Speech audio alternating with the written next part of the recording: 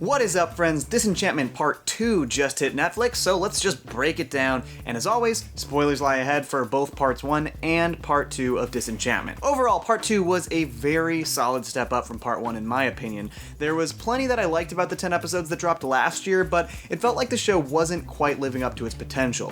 I ultimately came around quite a bit during the last 3 episodes of Part 1, which felt more adventure-y and serialized than the first 7, and I'm happy to say that Part 2 picks up just where Part 1 left off. The first 3 or so episodes of Part 2 continue the serialization trend, which ultimately gives us about 6 straight episodes that more or less lead directly into one another. Another thing these new episodes did to alleviate some of my concerns was it really expanded on some of the side characters. I really love our main trio, especially Bean and Lucy, but after the first 10 episodes I couldn't help but feel like the other characters were simply vehicles to propel the story, not fleshed out or developed characters. This season did quite a bit to rectify that. These new episodes also continue to build the world in awesome new ways that I didn't necessarily expect, and it got me excited to continue to explore the world of Disenchantment. Fortunately, we'll have at least 20 more episodes following these 10, so my hope is that the show continues to expand its potential. So with all that said, let's do a quick breakdown episode by episode. The first episode of Part 2 is Chapter 11 overall, and it's called The Disenchantress. It picks up immediately where Part 1 left off. Bean is with her mother Dagmar traveling by ship, Zog is alone in Dreamland, and the entirety of Dreamland citizens have been turned to stone, and Lucy is trapped in a little vial. Oh yeah, and Elfo is dead. We see Queen Una jump aboard Dagmar's ship, and they quickly tie her to an anchor and let her sink to the bottom of the ocean, but not before she steals the immortality vial from Dagmar. This episode starts to reveal some of the secrets surrounding Bean, Dagmar, and their mysterious family. I really love the design of their kingdom, Maru, and we meet Dagmar's siblings, who are the strange people who were seen watching over Bean through a mysterious mystical fire back in Part 1. It's also implied that they were the ones who sent Lucy to Bean to set the events of the series and Dagmar's return into motion. We also officially meet Jerry, the dumb younger brother of Dagmar, who is a sweet, sweet dumb boy. While staying in Maru, Bean uncovers a strange prophecy about herself, and she sees a portrait of her holding a sword and wearing a strange crown. Soon it's made clear to Bean that Dagmar is all kinds of evil, and is only using Bean to fulfill this creepy prophecy situation. She recovers Lucy, and the two of them are able to escape with Jerry's help, but not before they have a short conversation with Elfo through the mystical flame, who's chilling up in heaven. Lucy tells Elfo to meet them in hell, and Bean and Lucy head down a spiraling staircase from Maru down to the gates of hell. This first episode didn't really destroy me with laughs, but it definitely went a long way to further build the world and flesh out some of the mysteries surrounding our characters. Chapter 12 is called Stairway to Hell and showcases Elfo's attempt to get thrown out of heaven down into hell. The portrayal of heaven was a little boring and traditional for my tastes, but it still showcased some fun stuff. Same story for hell. It wasn't a groundbreaking portrayal of the afterlife, but the animation and designs in hell were all really well done. I especially liked seeing all of the different demons. In this episode, we essentially see Bean and Lucy travel down to hell, Elfo get kicked out of heaven down into hell, and then all of them escape together in some pretty fun action sequences. I did enjoy seeing the inner workings of hell and the hierarchies of demons, and I liked seeing Lucy gain his wings and move up to demon level 2. I was kind of bummed when the wings disappeared when they escaped. I was kind of hoping we get to see Lucy slowly level up to different forms of demons over the course of the series, but there's of course still time for something like this to happen. The main drama in this episode focuses on Elfo learning that Bean chose to resurrect her mother instead of him, which pisses him off pretty significantly, but the trio still escapes hell together. Upon returning to the surface, they find Elfo's body and attempt to put his soul back into his corpse, and before another death fake-out, Elfo returns to life. There are so many death fake-outs in this series, it's kind of silly. I'll run them all down at the end of this video because I think it's kind of a big thing. There's also a B story in this episode focusing on Zog and Merkimer the Pig Prince, and includes a pretty fun reference to John DiMaggio's Futurama character Bender Bending Rodriguez. Fight my shiny metal axe! I'm really into any storyline with Merkimer, who is easily one of my favorite characters on the show, and these B stories go a really long way to help flesh out Zog into a more dynamic character. Chapter 13 is called The Very Thing and features the trio's return to Dreamland and attempt to return the kingdom back to normal. A lot of really rad stuff happens in this episode that sort of changes up the status quo, and I hope we continue to see shifts like this in future seasons. Una ends up climbing aboard a pirate ship and essentially becomes a fearsome pirate queen, which is definitely one of my favorite character evolutions of the series. The current pirate captain actually turns out to be another elf mentioned in Part 1, Levo. The main trio and Zog have to convince Levo to help them return all of the stone citizens to normal using elf's blood and the immortality vial. Levo doesn't have enough blood to help the kingdom, but they go to Elfwood and convince the elves to immigrate to Dreamland, another one of the fun changes to the status quo in this season. There is another scene where Levo and the Elf King seem to imply that something that the elves have been searching for resides in Dreamland, which helps explain their quick immigration. I'm hoping we learn more about that moving forward. In another fun status quo change, Zog and Una actually get divorced, Anua goes off to lead the pirates as their pirate queen captain. Like I said before, I really love this character evolution, but I was a little bummed that we didn't get to see more of it. She disappears after episode 3, and I of course imagine we'll see her again at some point in the future of the series, but it's a bummer that she disappeared for this season and didn't really come back after she got a little bit more interesting. One of my favorite moments in the episode is when they go to retrieve Prince Derek from his isolated tower and we learn that he's been catching and eating birds to survive. His breakdown of what different birds taste like was really funny. Chapter 14 is called The Lonely Heart is a Hunter and is the first in a string of less serialized episodes, though they do continue to string mysteries through the series. One of the cool things they focus on in multiple episodes is Bean's creepy dreams featuring Dagmar, who keeps telling her to look at the music box on her mantle. The spooky music box features a statue of Dagmar and Bean as a child, and the ancient symbol that we saw throughout Bean's stay in Maru as well. That symbol also looks an awful lot like a demon, you know, like Lucy. The main focus of this episode is Zog's newfound loneliness now that he's single again, and I loved what this episode did to continue to flesh out Zog as a character. While out hunting, he discovers a bear woman named Ursula, basically a mythical creature that's a bear until she takes off her bear skin, at which point she becomes a human. Zog and Ursula fall in love, and he takes her back to the castle, but it's increasingly clear that life in the castle is not meant for a bear. This is a pretty sad and touching storyline for Zog, and definitely made him more relatable and likable. The B story showcases the newly founded Elf Alley in Dreamland and shows off how elves are adapting to their new lives in the kingdom. It also features Lucy courting Elfo's ex Kissy, and Elfo's discomfort with this idea before she ultimately breaks Lucy's heart as well. We also see Bean following the ancient Maru demon symbol throughout the castle to discover that it leads to an underground series of tunnels, but when she gets further into them, she hears the music from her music box and freaks out. And honestly, let's be real, that's really scary. If you went to a dark cave and heard a music box, you would bolt. These tunnels actually do come into play later in the season as well. Bean destroys her music box, throws it out the window, and the next night it returns to her bedside table. Pretty spooky. I really appreciated this episode because it showed that the series can handle a mostly standalone adventure while also threading in some cool ongoing mysteries for the series. It also helped further build the changes to the world. I loved seeing how the elves have adapted to live in Dreamland. Chapter 15 is called Our Bodies, Our Elves and focuses on an outbreak of an elf illness in Elf Alley. Patient Zero is Elfo's dad. Bean and Elfo go on an adventure to bring back legend berries from the Ogre Kingdom, which will cure the elves' illness, while Lucy opens up an infirmary to make some money on the sick elves. Bean gets thrown in jail by the ogres, and Elfo helps her escape in probably the most fun action sequence in the entire series. It's definitely Elfo's most badass moment as he kills a bunch of ogres with a combination of skill and fortune. I really hope we get more cool action sequences like this moving forward. It was probably the best in the whole show. The two of them return to Dreamland with the legend berries and save the sick elves, but not before another death fake out with Elfo's dad. One thing that bothered me about part 2 of Disenchantment was that they didn't really bring up Elfo's mother again. There was a huge moment in part 1 where Elfo's dad was going to tell him something about his mom, and when they bring it up in part 2, he just says that she's dead. No mention of what species she is, where they met, how she died,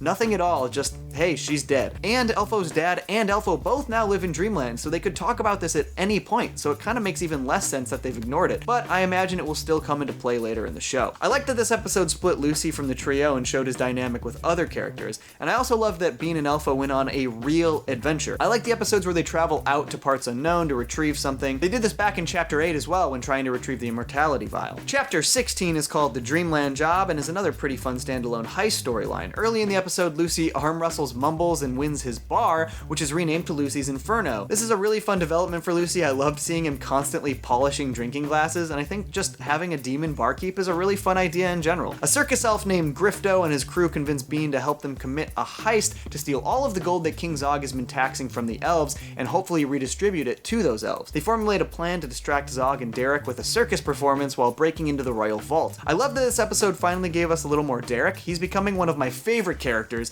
He's like a charming combination of Ralph Wiggum from The Simpsons and Hubert Farnsworth from Futurama. The crew succeeds in pulling off the heist, but not before they reveal that they aren't elves at all. They're actually trolls, which look incredibly similar to elves. And they didn't intend on returning the gold to the elves, they just wanted to steal it. Fortunately for everybody, Lucy foresaw this and swapped all of their gold for gold-wrapped chocolate coins. This is probably the most standalone of any episode in part 2, but I didn't mind. Even though I generally prefer the through lines and serialization, this was a pretty fun little heist storyline with silly twists and turns. Chapter 17 is called Love's Slimy Embrace and is another that really focuses on Derek. Derek's development is probably my favorite over the course of the season. It really makes him a fleshed out character and you start to feel for him. His older sister Bean doesn't really care about him, his mom left him to become a pirate queen, and he doesn't really have any friends. We see Derek try to hang out with Bean, but Bean of course wants nothing to do with him. We even get a little flashback from Bean's perspective showing how he was born, and it was really funny to see that he actually hatched from an egg. We also see why Bean felt jealous of Derek growing up, since he's the heir to the throne and got to do all the cool stuff that she wanted to to do. He goes off and stares at the sea before discovering a new friend, a little baby one-eyed octopus. Elfo also starts to feel bad for Derek, and the two of them develop a little bond as well, which was pretty cute to watch. That baby octopus quickly becomes a massive octopus and also becomes very overly protective of Derek,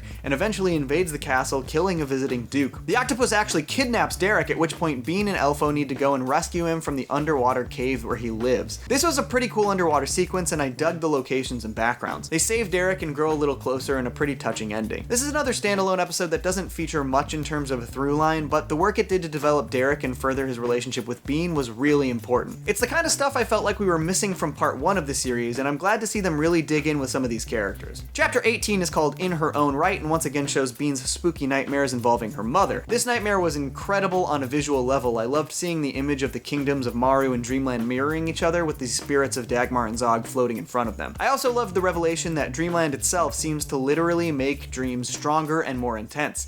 That's an idea I hope to see explored even further in the future. Bean goes out and discovers a coffee shop called The Jittery, and we meet Mary, who heavily implies that she's also the mop girl we see repeatedly through the series. Unfortunately, in Dreamland, women apparently aren't allowed to be part of the theater, so Merkimer takes credit for writing and puts the show on at the theater himself, and he also stars as Zog. In the end, Bean gets on stage at The Jittery and talks about her play, her life, and everything she's going through, and Zog ends up seeing Bean perform her monologue in a pretty touching sequence. Overall, I think this was probably my least favorite episode of the season, but I did really enjoy certain aspects of it. In particular, the father-daughter stuff really worked for me, and I liked seeing Bean and Zog grow closer. Chapter 19 is called The Electric Princess and is probably my favorite episode of the entire series. It really highlights the potential that I didn't realize this show had. It opens up with a supposed dragon attack, which turns out to actually be a steampunk airship that's pretending to be a dragon. Bean shoots it down and meets Skye Gunderson, a pilot and sort of scientific engineer from a place called Steamland. He's thrown in prison in Dreamland and teaches Bean all about science. Bean helps him escape, and the two of them actually return to Steamland in a submarine that Skye calls his Electrofish. We actually see a few other locations on the homing coordinates in the Electrofish as well. These include somewhere called Rat Island, Beaverton, Atoll K, and Maru before they land on Steamland. Steamland has got to be my favorite development in the entire series. It's such an incredibly cool location, and I love that they're moving the series away from being strictly medieval. We actually got a little hint of this possibility back in the very first episode of the series. In the background of this shot here, you can see an airship flying over the mountains. Bean explores Steamland and sees some of the cooler things the kingdom has to offer before learning that Skye Gunderson doesn't necessarily have her best interests at heart. It's heavily implied that Skye was meant to deliver some sort of weapon to Dreamland to kill King Zog. Skye tries to kill Bean with a steampunk handgun, and Bean steals an airship, using it to go back to Dreamland. The B story of the episode shows Elfo and Lucy becoming roommates in Elf Alley. It's a fun, silly little story with little consequence on the overall series, but it provided some pretty fun laughs for sure. When Bean returns to Dreamland, she tries to tell Zog about Steamland and the plot to kill him. Oddval and Sorcerio don't believe her, and she gets into a physical struggle with the knight Sir Pendergast. During the struggle, she accidentally shoots Zog with the handgun,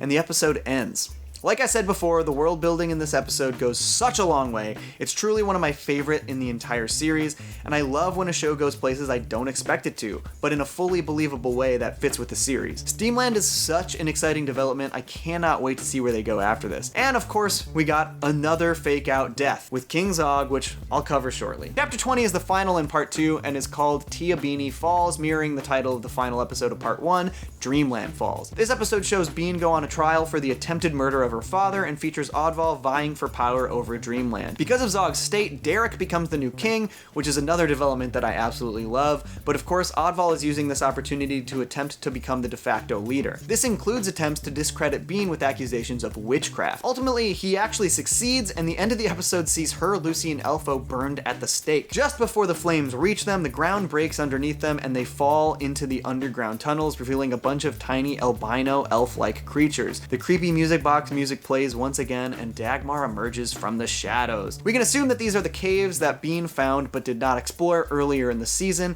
as we also heard the music box music in that sequence as well, and as Dagmar emerges, part 2 of Disenchantment comes to a close. Like I said in the beginning of this review, I think part 2 was a huge step up from part 1. The show continues to really showcase its potential while occasionally reaching that potential, and I hope that it keeps making these positive leaps forward in the coming seasons. The world building is better than ever, the show isn't afraid to change the status quo from time to time, and the characters are just developing further and further in exciting ways. They basically made real strides with almost all of my initial concerns after part 1, and if I had one thing I'd like the show to improve on moving forward, I'd love if it were just a little bit funnier. It gives me some good big laughs now and again, but overall, I'm invested in the characters and world more than I am the comedy. But it still features one of the absolute best voice casts that exists right now. When you got a great set of hilarious actors as your main characters and a bench full of voice acting legends filling in all the gaps, you're gonna get some really good performances. I mentioned this before, one thing I really want to talk about is all of the fake out deaths in this show. Seriously, it's kind of getting out of hand. In season 1, we're told that Dagmar is dead, only to learn that she was actually just turned to stone and she returns to life. In chapter 11, we literally see Dagmar get blown up, implying her death, only to reveal that she survived, and then a moment later we learn that Jerry survived a hammer to the skull. And yes, ultimately Jerry does die, but they still faked us out for dramatic effect. Then, right after that, we learn that Elfo is in heaven and there's a way to bring him back, and when we finally do bring him back from hell, we get another fake out moment where they think he didn't make it. Later in the season, they do the exact same fake out beat with Elfo's dad before revealing that he's fine. Chapter 19 ends with Zog getting shot and lying on his deathbed for the entirety of chapter 20, only to reveal at the end that he's seemingly going to be fine. The show seems to be afraid to kill off the more important characters, which I do understand.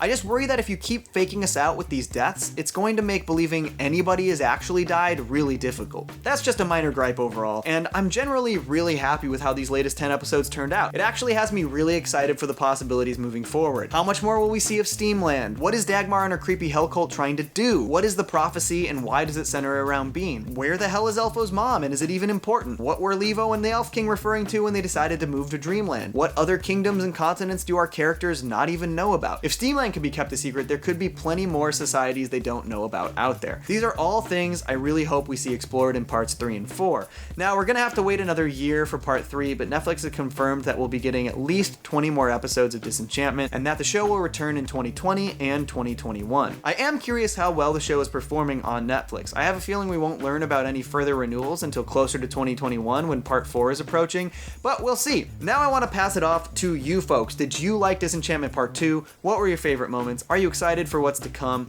Let me know below in the comments. And if you like this video, do not forget to comment, like, subscribe, hit that notification bell, share it with your friends, and tune in next time for more cartoon reviews and analysis. Peace. Johnny! Two cellos!